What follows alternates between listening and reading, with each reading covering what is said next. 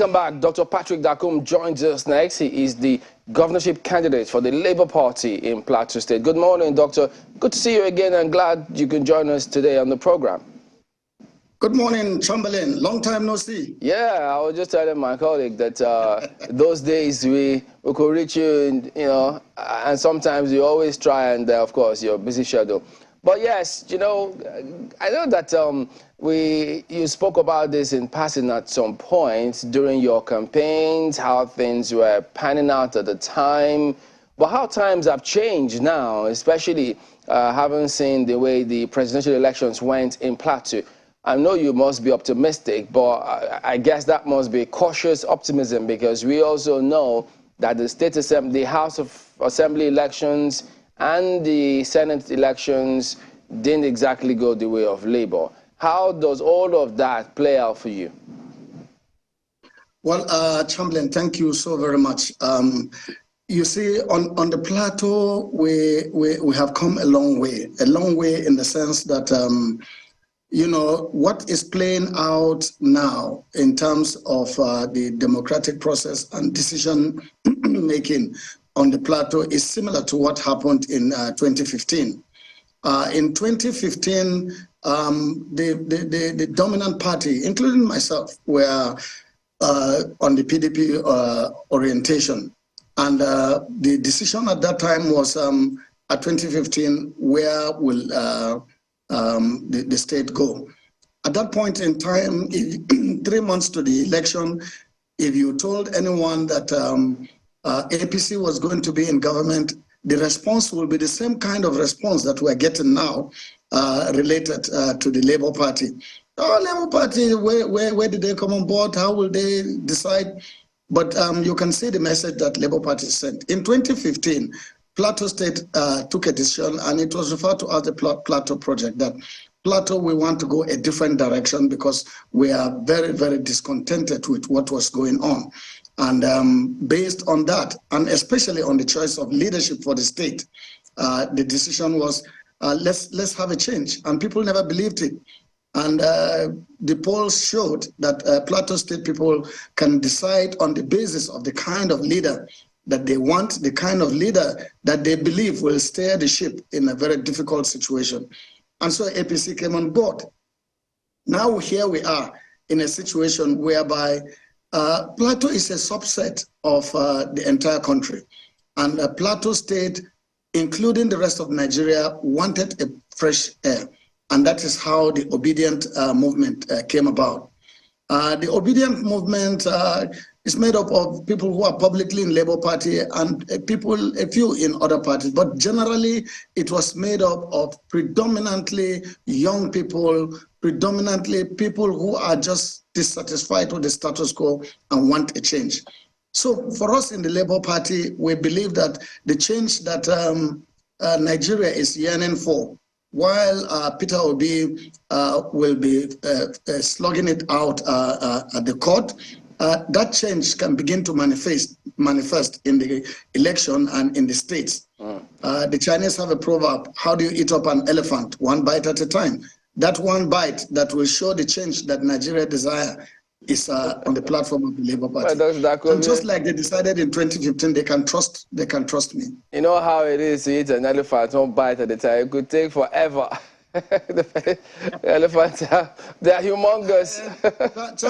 Chamberlain, it depends on how many people. If in a local government, we have 774 local governments. When we say one bite and talk about Plateau, 17 gone. And if we can get out of the 36 half, then it will take you not too long. Remember Plateau, Plateau, unique, interesting dynamic there.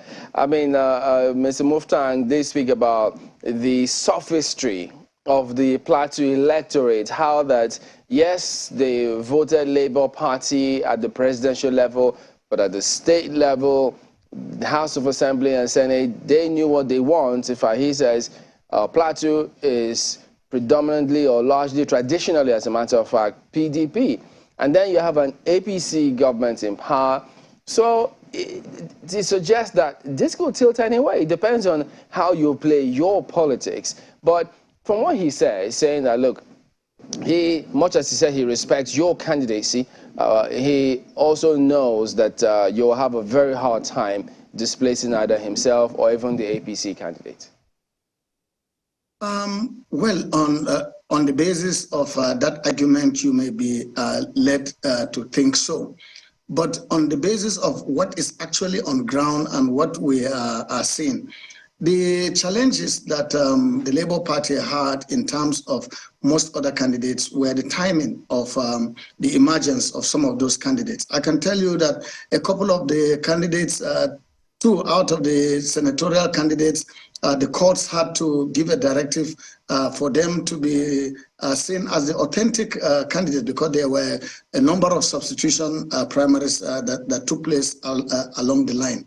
And based on that, they came in. Imagine somebody has been campaigning and been going around for a couple of years, and then another person comes in 2 weeks to time. You don't expect the performance to be the same. But if you have people that have been known on the ground, have been involved in affecting the lives of people, they know you and they can choose who they want. You can clearly see that if you go and look at the micro-analysis of the votes, you can clearly see where people voted based on the person that they wanted and where people voted out of sentiments for a political party. And I think the analysis we have done on the data shows that the votes that Peter Obi got were principally votes of people that wanted a change, not votes of people that necessarily belonged to PDP or to the APC. And those same set of people, and even more, have made their commitments to want to ensure that this change that they so desire, at least at the state level, they implement it. And so we are confident. We are confident based on the different blocks that we believe contributed a lot. Remember that some of the leaders of the PDP that want to claim victory, they say success has many friends, and failure will seem to have, a challenge. And a number of them were openly campaigning for Atiku Abubakar, their presidential candidate. So you cannot openly come and be campaigning for someone else, and then when Peter Obi gets the majority of the vote, you now claim that your supporters were the one that did it. It doesn't work that way. So for us, remember that the platform of the Labour Party is the platform. Labour Party was established basically by workers, and so the majority of workers are very determined to ensure that in their state, the Labour Congress in Plateau State is principally Labour Party, the Labour Congress and the Trade Union Congress. So we have a block. We have a block also in faith-based institutions. We have a block also in a number of youth groups and support groups that are working across our 17 local governments. So in terms of the challenge that's about, yes, I would say that the results gave us reason to even work harder. And as a result of all the work that we have done, I can confidently tell you... would be a thing. Do you think in Plateau State, and perhaps also dissipating to the entire country, we have capacity at that level of governance to ensure that primary health goes the way it ought to go on a long-term sustainable basis? Thank you very much. When I talked about the infrastructure and I talked about the human resource capital, the emphasis, I think, is in providing the aspects that the state government can support the local government with. I'm very much aware of the need, and also I'm a firm believer in the fact that the local government should operate independently, with collaboration and of course in partnership. And if you look at it, there are certain areas where the state government has responsibility in terms of building the capacity of the human resource training, etc. But I think the autonomy of the local government is a key discussion.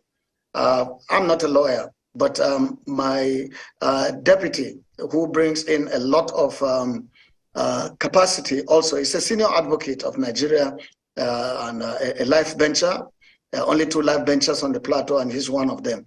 And we have been discussing about the legal framework for ensuring that the autonomy that is conceived by the Constitution is actually implemented. And not just implemented in principle, but implemented financially. One of the things that has reduced that capacity here is the so-called, joint ventures or laws are created where local government chairmen have signed that take X percentage of my revenue for the purpose of the state university. Take X percentage of my revenue for the purpose of security. And it goes on and on like that. I met with the local government chairman, and I also met with the NOLGE, the Nigerian Union of Local Government Employees, and the same question popped up. And we sat down and drew a kind of agreement in principle.